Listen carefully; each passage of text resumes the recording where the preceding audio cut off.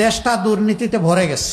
আমার ইচ্ছা হয় মাঝে মাঝে গাড়ি থেকে নেমে আমি আমার দোকানি ভাইদেরকে জিজ্ঞেস করি যে আমাদের দলের কেউ এখানে আপনাদের কাছে চাঁদা চাইতে আসে কিনা। আমি দোকানের ভিতরে আড়ালে নিয়ে জিজ্ঞেস করি, আমাকে কানে কানে বলেন, কেউ শুনবে না। যদি ওই রকম কেউ থাকে তার নামটা শুধু আমাকে বলেন, বাকিটা আমাদের কাজ।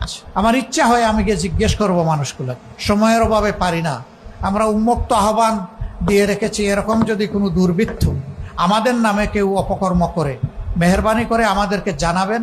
আমরা কথা দিচ্ছি আপনি খুশি হয়ে যাবেন, এমন ব্যবস্থা আমরা নিব ইনশাআল্লাহ।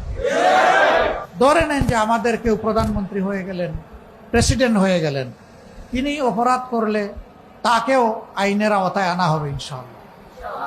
যে অপরাধে সাধারণ মানুষকে আনা হয়, একই অপরাধে কোনো ইম্পিউনিটি তিনি পাবেন না, কোনো দায় মুক্তি পাবেন না, তাকেও আইনের আওতায় আনা হবে ইনশাআল্লাহ।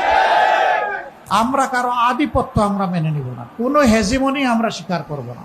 এখানে আধিপত্য একমাত্র আল্লাহ রাব্বুল আলামিন। আমরা বিনিয়োগকারীদের জন্য এমন পরিবেশ দিব, কোনো জালিম গিয়ে তাদেরকে থ্রেট দেওয়ার সুযোগ পাবে না, গিয়ে চাঁদা চাওয়ার দুঃসাহস দেখাবে না। যদি সে দেখায় তার হাত অবশ করে দেওয়া হবে ইনশাআল্লাহ।